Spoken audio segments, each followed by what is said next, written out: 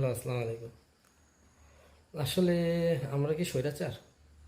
মানে আমাদের মন মানসিকতা কি স্বৈরাচার কিনা আমাদের প্রত্যেকটা লোকই বাংলাদেশে?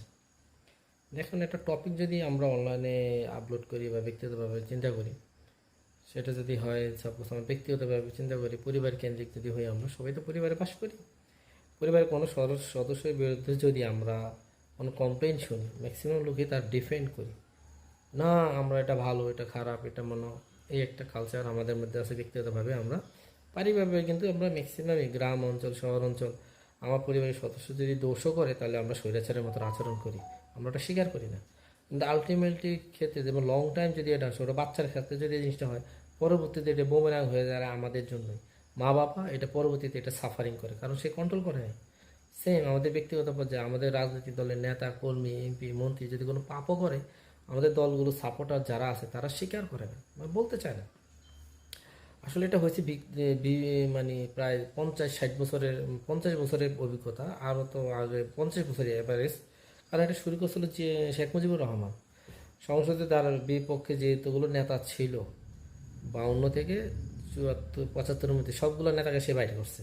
প্রথম মনে করেন বাইর করছে মানে সিরাজুল হক বা সিরাজুদ্দ, এরকম একজন নাম ছিল।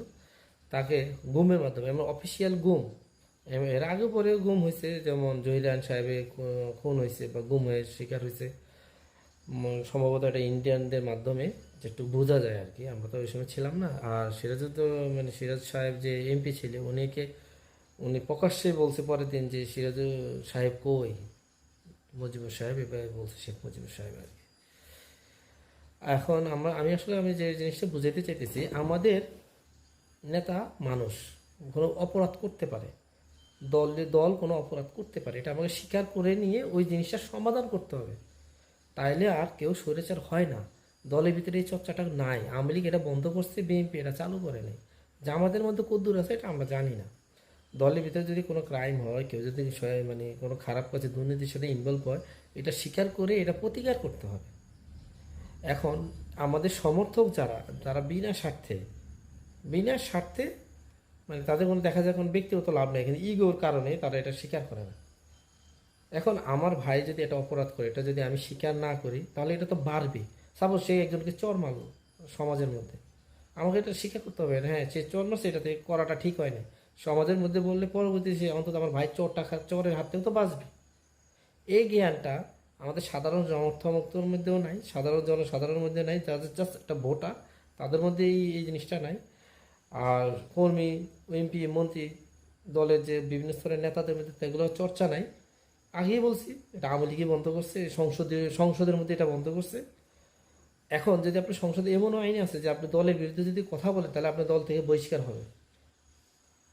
বাংলাদেশে এরকম সংসদে এরকম আইন আছে যে সংসদে দলের বিরুদ্ধে যদি আপনি কথা বলেন, তাহলে আপনার সংসদ সংসদ সদস্য যে পদটা, এটা থাকবে না। মানে এখন স্বৈরাচার আমরা কারা কারা না, আসলে সবাই। তো আমাদের যদি আমরা কোনো কিছু আমাদের মানে কোনো দলীয় অপকর্ম যদি করে, তাহলে দেশপ্রেম আগে তুলে নিতে হবে। দেশের স্বার্থে এটা কতটুকু ক্ষতি হয়েছে, দেশের স্বার্থে যদি এটা বেশি ক্ষতি হয়, তাদেরকে বের করে দিতে হবে। সেই অনুযায়ী বিচার করতে হবে, দলীয়ভাবে হোক, আইনগতভাবে হোক, সব।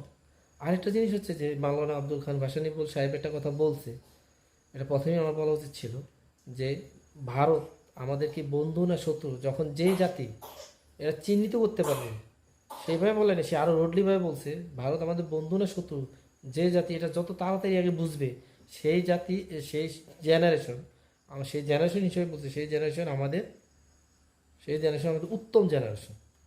এখন আমাদের জেনারেশন কি কতটুকু বুঝতেছে আমি বুঝতেছি না। তারা এখন যারা উপদেষ্টা আছে, তারা নত যেন পররাষ্ট্রনীতি, মানে পা ধরা বাকি আছে। মানে শেখ হাসিনা দোষ দেয় না, শেখ হাসিনারও এরা ফেল করে ফেলেছে। ওকে, আল্লাহ হাফেজ। এই নত জানো যে পররাষ্ট্রনীতি মেরুদণ্ডহীন লোকগুলার আসলে বাংলাদেশের উপদেষ্টা হিসেবে রাখা উচিত না। ওকে, আল্লাহ হাফেজ।